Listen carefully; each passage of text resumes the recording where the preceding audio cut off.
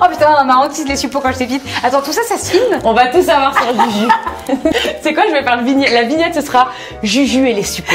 Un traumatisme.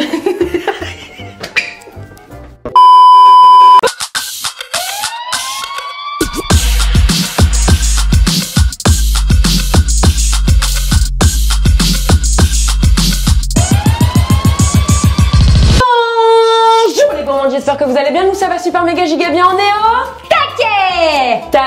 Taquet taquet enfin quelqu'un qui me soutient.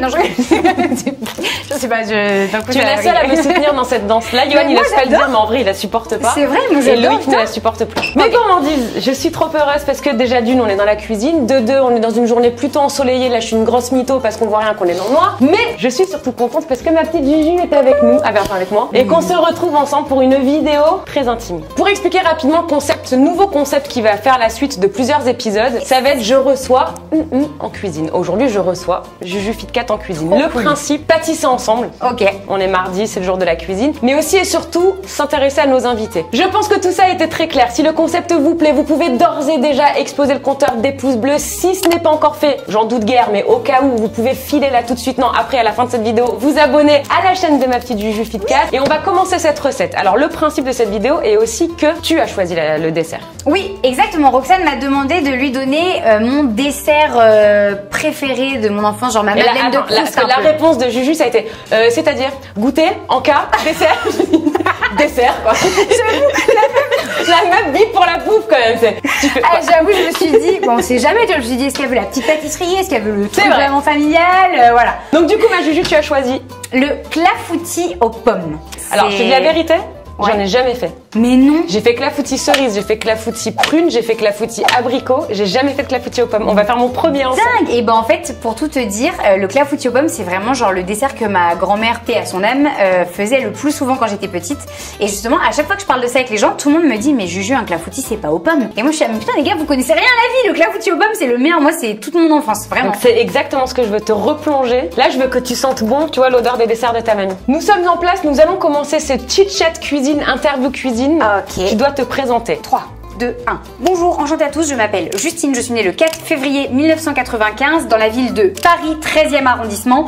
Et c'était quoi la suite? Ton signe astrologique le plus important? Verseau. Et là, je commence à comprendre d'où vient notre alchimie.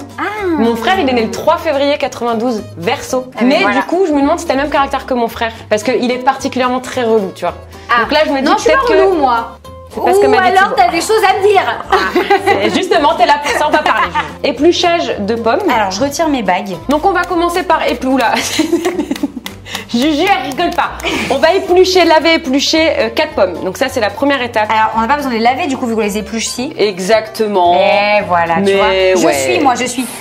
Dis-moi, ma Juju. Oui. Moi, j'aimerais bien que tu me racontes un peu. Parce que tu vois, c'est ce que beaucoup de gens me demandent, moi, quand on se lance comme ça sur YouTube. On a souvent tendance à oublier que les gens ont eu une vie avant YouTube. On a l'impression que t'es né sur YouTube. Mais un peu comme tu sais, nos profs à l'école quand on était petits, moi j'étais persuadée que mes profs vivaient à l'école. Pareil. Qu'ils n'avaient pas de maison. Tu t'imagines, bah, c'est pareil. Souvent, les gens qui nous suivent s'imaginent qu'on vit du matin au soir pour YouTube et que surtout, on n'a rien eu avant YouTube. C'est vrai. Donc moi, j'aimerais que tu nous racontes en quelques mots. Vous avez vu comment je la bride parce qu'elle parle trop? Ouais. Et là déjà, tu m'as mis la pression parce que quelques mots, si tu veux que je te raconte toute mon enfance avant YouTube. Non, mais que tu nous racontes. Je crois que t'as prévu 4-5 recettes quand même. Non, mais que voilà, que tu puisses nous expliquer quel a été ton parcours un peu avant YouTube. Comment t'as eu ce changement de direction où tu t'es dit, bah vas-y, je plaque tout et je me mets sur YouTube? Eh ben écoute, globalement, moi j'ai eu une enfance très tranquille dans une petite ville de campagne avec mes parents. Toute mon enfance été hyper passionnée par l'équitation. Donc j'ai fait énormément d'équitation plus jeune, j'en ai fait quasiment 17 ans.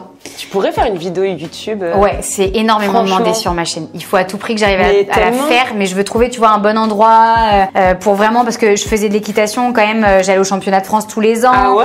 Ouais. Je faisais du concours complet. Si jamais il y a des petites gourmandises qui font de l'équitation. Ah, elle cache bien son jeu. Ouais, concours complet, c'est du dressage, du saut d'obstacle et du cross, on appelle ça. Et c'est à l'issue des 3 épreuves que tu as ton classement final. Au cheval, franchement, j'y étais 5 fois par semaine. Ce que j'aime beaucoup, c'est que ça t'apprend vraiment le respect quand t'es enfant. Et je trouve que ça te forge vachement. Mais t'as beaucoup de sports comme ça qui poussent en fait à inculquer plein de valeurs aux enfants. C'est pour ça que je trouve que c'est très important de faire du sport. Vraiment. Et voilà, après scolairement parlant, très bon élève, sauf à une petite période au collège, un peu moins bon élève. Mais sinon, lycée, j'ai fait un bac scientifique, je l'ai eu mention bien. J'ai fait une licence en biologie santé, option biochimie, que j'ai eu option bien aussi. Donc j'étais très scolaire. Vraiment, tu vois, je passais ma vie à la bibliothèque, ouais, vraiment. Je sais pas comment te dire, tu vois, j'avais pas d'idée exactement du métier que je voulais faire derrière, mais je savais que les cours, c'était important. Tu t'es lancée dans les études sans avoir de but. Vraiment. C'est chaud. En fait, pendant très longtemps, j'ai eu un but. Je voulais être vétérinaire équin jusqu'à mes 15 ans.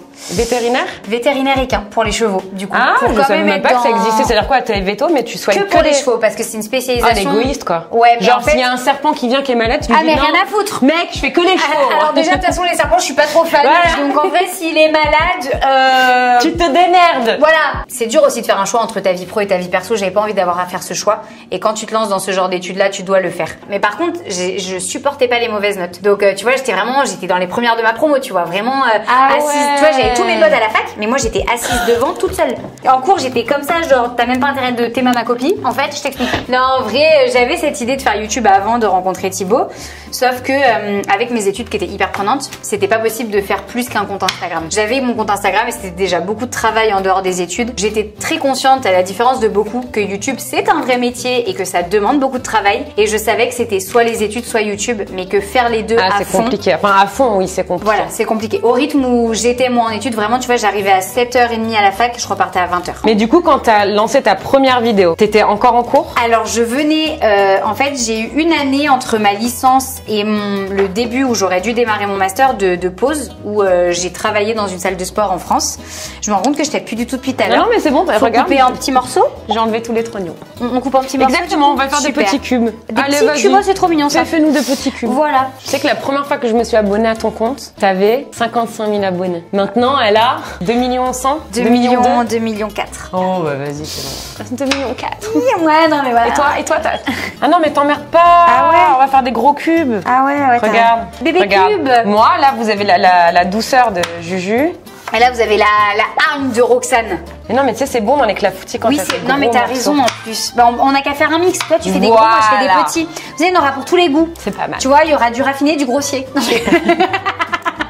Oui, parce que... Non, du coup, on disait compte Instagram, YouTube. Voilà. Et du coup, en fait, ce qui s'est passé, c'est que j'ai fait ma demande classique pour intégrer mon master. Parce que à la base, dans ma tête, c'était clair, je voulais continuer mes études jusqu'au dernier moment. Et en fait, j'avais d'ailleurs demandé un master qui était accessible, parce que ça existe des masters qui sont accessibles que pour les professionnels, où ils prennent très peu d'étudiants, parce que c'est assez difficile comme master. Et donc, quand t'es étudiant, c'est pas toujours évident à suivre. Et en fait, j'ai été acceptée dans ce master-là. Et quand j'ai reçu l'emploi du temps du master, j'ai compris que Thibaut et YouTube, même ma relation avec Thibaut, je pense que ça aurait pas été possible. Ah ouais? Ouais, parce qu'en fait, j'avais cours de 9h à 18h tous les jours.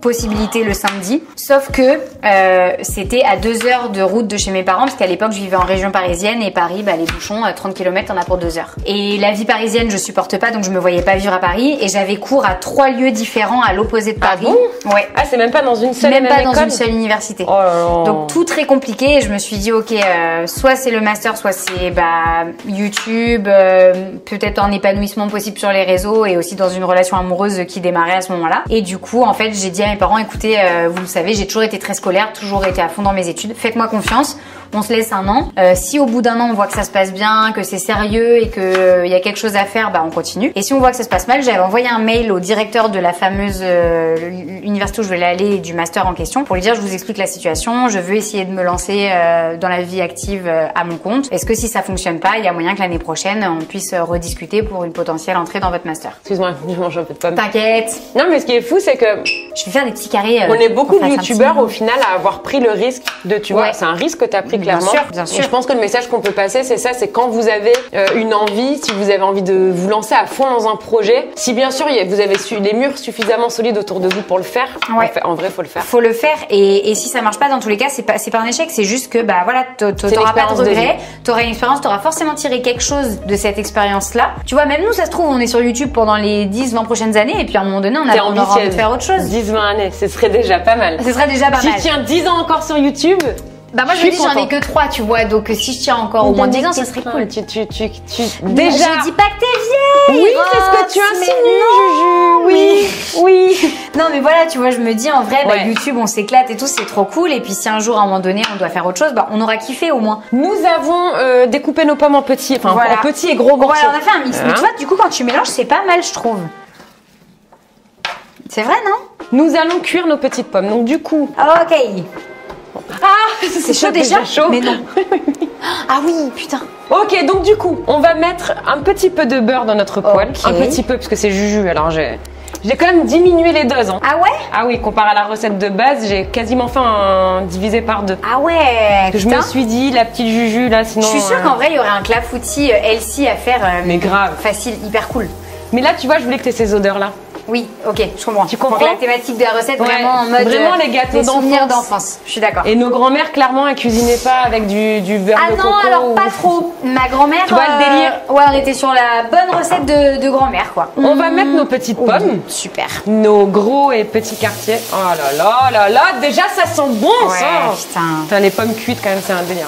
Les pommes caramélisées et les bananes aussi. Ah mais bravo, voilà. Allez. Magnifique. Gaspillage alimentaire. Et là, sucre de canne du coup. Et donc là, non, j'ai mis cannelle et sucre blanc. Ah, c'est une cuillère à café de chaque, ouais. Ok. Tu vois, tu mélanges et juste on va saupoudrer. Parce que pomme cannelle quand même, c'est... Bien sûr. Mais c'est vrai que sur le coup, du coup, j'ai cru que c'était du sucre de canne. Mais non, pas du tout. Tu sens cette odeur? C'est les odeurs d'enfance. Hein. Ah là là. C'est ça. Moi, j'ai 2 choses qui me ramènent en enfance, c'est la cannelle et le sucre vanillé. Nous allons passer à une nouvelle question. Ok. Ma Juju. J'ai l'impression d'être dans Tout pour un champion. Non, c'est quoi l'émission? Tout pour un champion. Tout pour un champion, c'est question pas ça. Pour un champion. Oh putain. On voit la meuf qui regarde vachement la télé. Hein. Tout pour un champion. Tout pour un champion. Tout pour une championne. Ma Juju, ça va être une question, je pense qu'on t'a déjà posée, mais moi, j'aimerais que tu m'y répondes. Ah, oula. Sur les réseaux, t'es hyper active. Ouais. Franchement, tu t'arrêtes jamais, que ce soit TikTok, Instagram, YouTube, et encore j'en passe parce qu'il y a plein de boulot derrière qu'on voit pas. Et dans ce lot de travail, il y a de la critique. Il y a des retours négatifs, t'as des fois un commentaire que tu vas te prendre dans la tronche et tu vas voir que ça parmi tous les positifs. Comment toi, Juju FitCat, comment tu fais face aux critiques? Bah, je suis au-dessus de tout le monde. Attends. Merci. Non, en vrai, hors blague, pour le coup, effectivement, c'est vrai que bah, quand on choisit d'être sur les réseaux, et tu le sais aussi, et toutes les personnes qui le sont le savent, forcément tu fais face à la critique. Le premier truc, moi, que je me dis, c'est que dans tous les cas, même si t'es pas sur les réseaux, il y a forcément des choses qui seront critiquées dans ce que tu fais dans la vie, qui sont critiquables, etc. C'est vrai que par contre, la différence, entre guillemets, dans la vie, personne va venir s'arrêter devant toi dans la rue pour te dire, je trouve franchement que ta tenue là, ça le fait pas du tout. C'est vrai. Ou personne va venir te dire, par contre là, tes sourcils sont hyper mal épilés en fait, tu vois. Parce que c'est une critique que tu te prends. Ah oui, alors. Et on m'a déjà dit que mes sourcils étaient mal épilés. Je me suis dit, bon là quand même, ça va loin les gars. Au pire, laissez mes sourcils tranquilles. C'est pas pour ça que vous me suivez. Je suis pas mis là pour s'ouvrir, ok. Non, mais ce que je veux dire, c'est que personne va s'arrêter dans la rue, voilà, pour te dire quelque chose de méchant et tout. Donc, c'est sûr que c'est plus facile. Sur les réseaux, effectivement, bah, les réseaux, ça a donné lieu, ça a donné la possibilité aux gens de s'exprimer sur des choses qu'ils oseraient jamais te dire. En fait, les gens, effectivement, se sentent proches de toi et du coup aussi, ça fait qu'ils peuvent parfois se sentir libres de te dire tout ce qu'ils pensent. Parce qu'ils en oublient que, bah, dans la vie, on se connaît pas en vrai.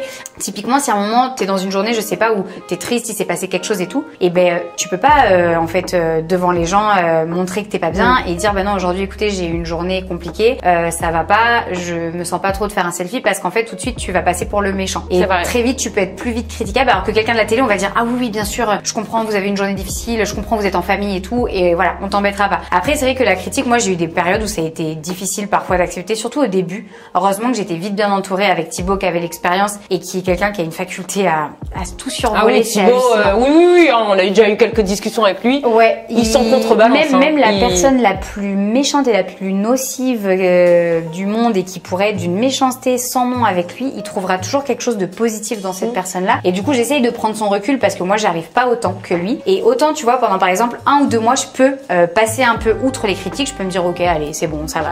Et un moment, t'as celle de trop. Ouais, celle où tu l'as déjà eu plein de fois. Cette critique-là, c'est la même, mais cette fois-là, elle est pas passée.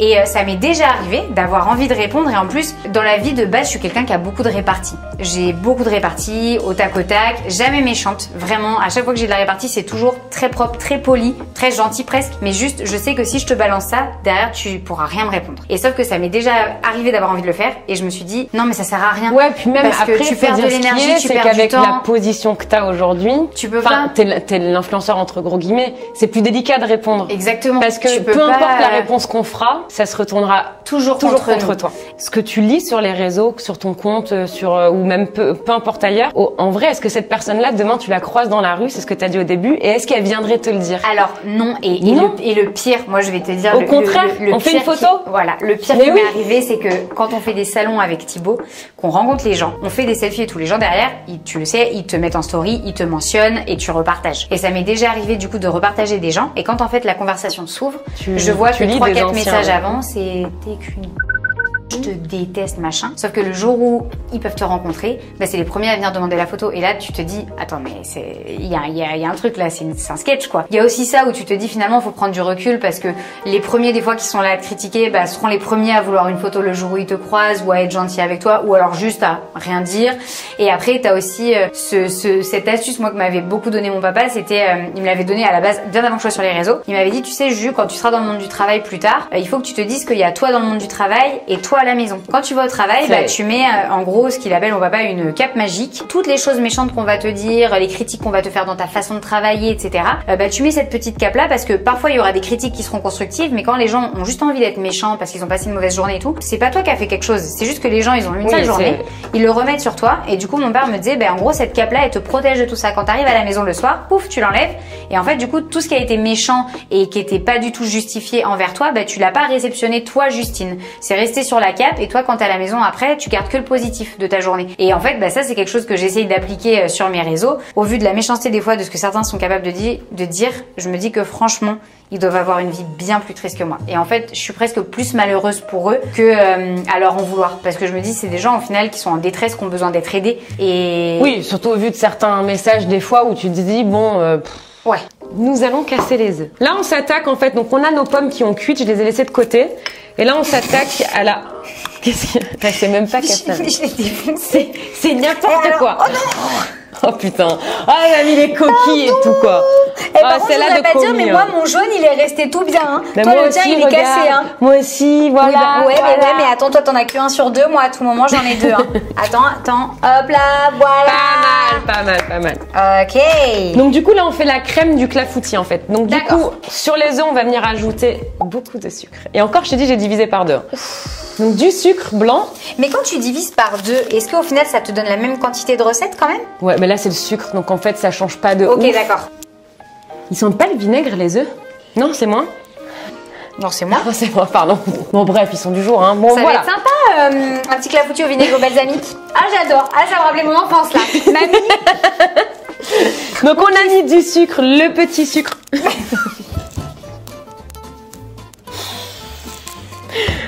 Ah, ça c'est une odeur de mon enfance, par contre. Ah, tu vois, moi là, aussi. On touille, là. Tu vas fouetter tes petits œufs avec ton sucre, n'est-ce pas? On touille. On touille. On touille.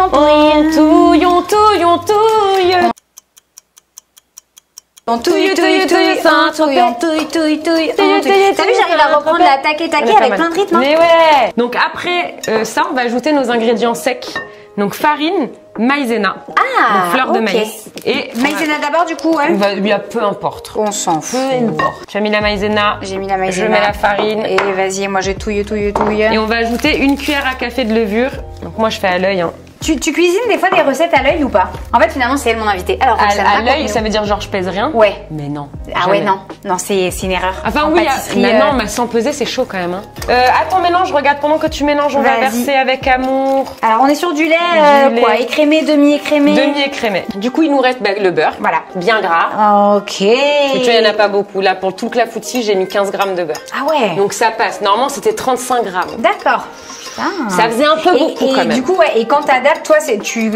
En fait, j'adapte à l'œil. Tu sais un petit peu, ouais, tu te doutes un petit peu que c'est possible de mettre moins. Voilà, après, c'est vrai que c'est parce que j'ai l'habitude d'en faire aussi. Donc, quand je vois qu'il y a 4 œufs et 300 grammes de sucre dessus, je me dis, waouh, ok, c'est trop sucré. Gars, vous êtes enflammés. Ou alors, comme tu me disais tout à l'heure, des fois, pour qu'il y ait assez de masse, mais vu que je vais diminuer, je vais rajouter un œuf et je vais augmenter genre la farine, tu vois, les matières sèches en fait. Ok. Nous avons la préparation, les pommes et un petit moule à gratin beurré. Ok. Donc on va venir placer nos pommes sur le fond du moule.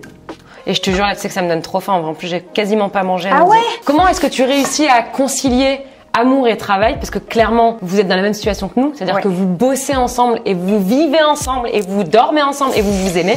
Et je sais que souvent tu t'es pris la critique de ta légitimité sur YouTube face à Thibaut, dans le sens où tu t'es mis en couple avec un youtubeur qui était déjà très connu. Moi, tu sais très bien mon point de vue sur ta légitimité. Bah, mais je pense que je sais, j'avais tout manigancé. Voilà, c'est ce que tu m'as dit, mais je savais pas que tu voulais balancer ça comme ça.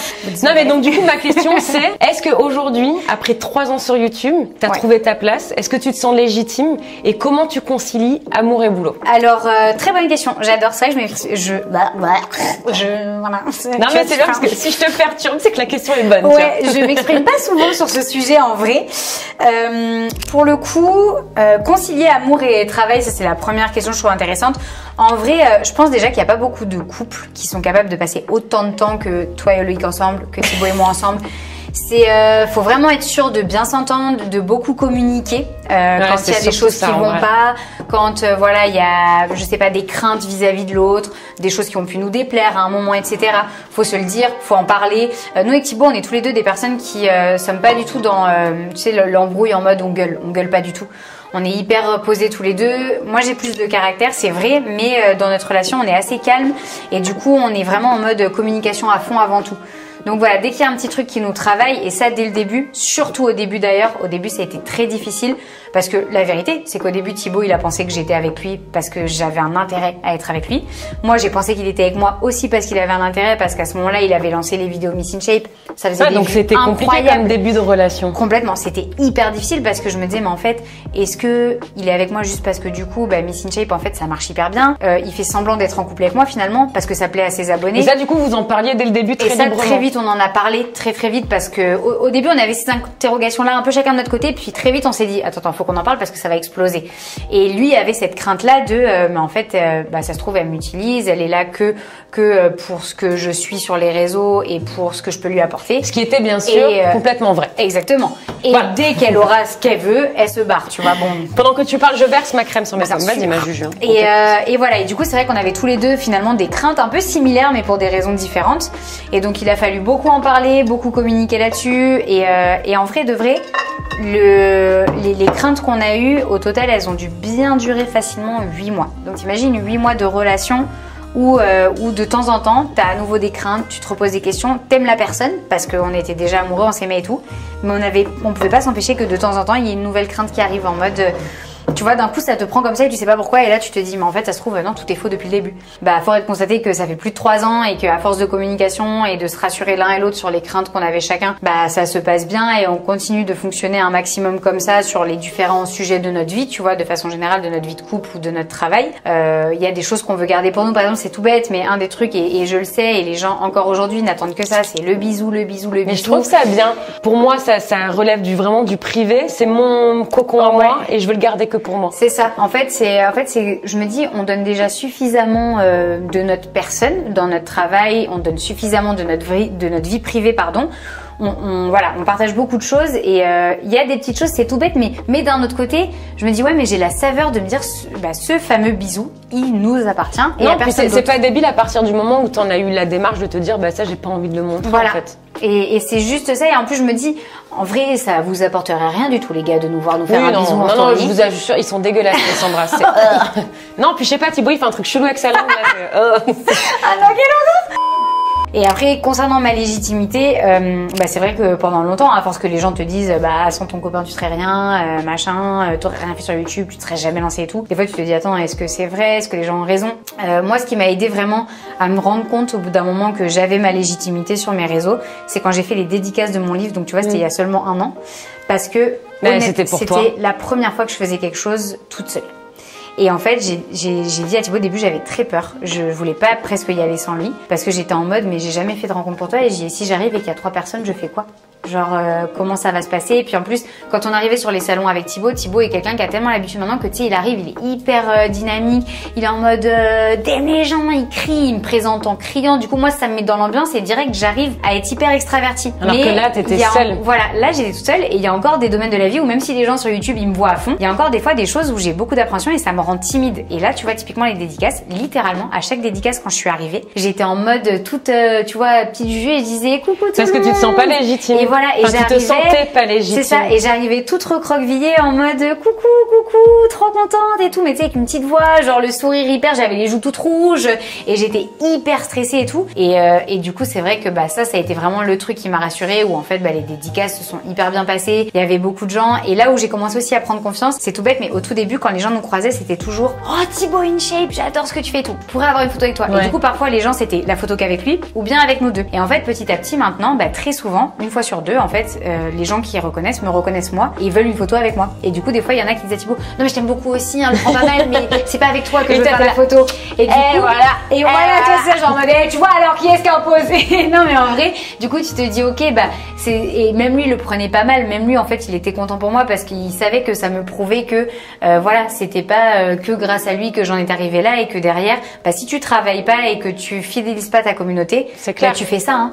Et ça continue. C'est qu'après, moi, je pense que bien sûr, Thibaut, ça a été un tremplin au départ. Bien sûr, mais ça, je l'en avais parlé tout le temps et je le redis à tout le monde. Mais après, comme je t'avais dit, les gens qui sont là aujourd'hui et qui suivent Juju Fit Cat, c'est pour Juju Fit Cat. Exactement. Nous allons enfourner notre petit clafoutis aux pommes made in Juju Fit Cat pendant 40 minutes à 180 degrés et on revient parce que j'ai une dernière question. Regardez-moi la beauté de ce clafoutis aux pommes. Franchement, il est canon. Hyper beau. Et vous l'avez pas vu à la sortie du four, il était tout gonflé. Oui, alors c'est ce que j'allais dire, on dirait qu'on l'a percé et que l'air est parti.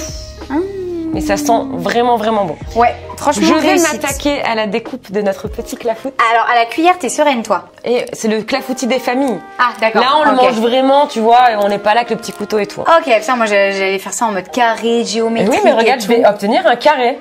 Ma Juju, en attendant cette magnifique découpe, petite question. Oui. Est-ce que tu peux un peu nous spoiler ou nous balancer là des projets que t'as en cours? Oui, je peux. Ah, vas-y, c'est le moment promotion. On mettra un slogan promotion. Hop. Petit coffret de Noël, du coup, avec un petit mug chat et un livret de recettes dedans. C'est canon. Donc ouais, je suis trop contente en vrai. En fait, on s'est dit les chats, c'est tout le monde adore les chats. Moi, il y avait le côté Juju Fit Cat et puis je voulais surtout sortir des recettes un peu genre saines, rapides et gourmandes pour l'hiver. Et c'est vrai qu'il y a plein de gens, tu sais, qui prennent pas le temps de prendre un petit déjeuner le matin. Il y en a qui prennent pas le temps de faire un petit goûter sympa. Souvent, tu manges, tu grignotes un gâteau, un truc. Et du coup, je voulais que les gens puissent faire quelque chose fait maison, pas trop compliqué, rapide surtout, mais que ça reste sain et qu'on puisse aussi leur prouver que sain, ça peut vouloir dire gourmand aussi. Il sort le 15 octobre. Le 15 octobre, probablement déjà sorti au moment de la vidéo. Ouais. Je ne sais pas encore, donc on verra. Mais si le coffret est déjà en vente, je mettrai le lien en barre d'infos pour aller l'acheter. Oui, c'est trop gentil. C'est pour les royalties que tu me reverses. Ouais, t'inquiète. Et au cas où, c'est sorti le 15 octobre dans toutes les Fnac, librairies. Voilà. En général, ça sort partout, on peut le trouver partout. Et du coup, non, franchement, hyper contente de ce projet-là. Et après, en ce moment, je me suis lancée. Mais alors là, c'est vraiment moi qui me suis lancée un nouveau défi dans l'écriture d'un e-book. J'avais envie de lancer un e-book de recettes pour aussi proposer des options moins onéreuses que des livres aux gens et plus rapides aussi parce que ça prend moins de temps à faire un e-book qu'un livre. Là, c'est vraiment moi qui le fais toute seule et du coup, voilà, je sais pas forcément quand ça sortira mais ça avance tranquillement et puis c'est une nouvelle aventure un peu chouette. Bon, nous allons déguster ce bon clafoutis aux pommes qui sent bon l'odeur de l'enfance. Moi, de toute façon, dès qu'il y a de la pomme et de la cannelle, voilà. Bébé. Tu vas kiffer. Nous sommes sur une... Nous sommes sur une réussite culinaire. Les Absolument gourmandises. orgasmique. Sur un clafoutis des familles, des grands-mères. Au top. Dont vous pourrez retrouver la recette sur le blog de Roxane. Je t'ai mis la pression d'un coup là. Oui. Alors j'avais peut-être Non pas mais c'est vrai, prends mon blog parce que j'en parle jamais sur mon... Mais voilà. Sur ma chaîne, mais effectivement, sur le site internet lattedroxane.com, Exactement. il y a un petit encart blog de recettes. Merci. Voilà. C'était mon Tu moment vois. promo. Donc écoutez, moi j'ai hâte que vous testiez cette recette. Comme d'habitude, si vous la testez, vous la partagez sur Instagram avec le hashtag lattedroxane en identifiant mon compte roxane.lmp. Dernière question pour clôturer cette vidéo. Ouais. C'est très rapide, tu ne pourras pas parler beaucoup. Oula. Tu dois, en une seule phrase, donner ta définition du bonheur. Le bonheur ne dépend pas des situations qui nous arrivent, mais de l'interprétation qu'on en fait. Oh putain.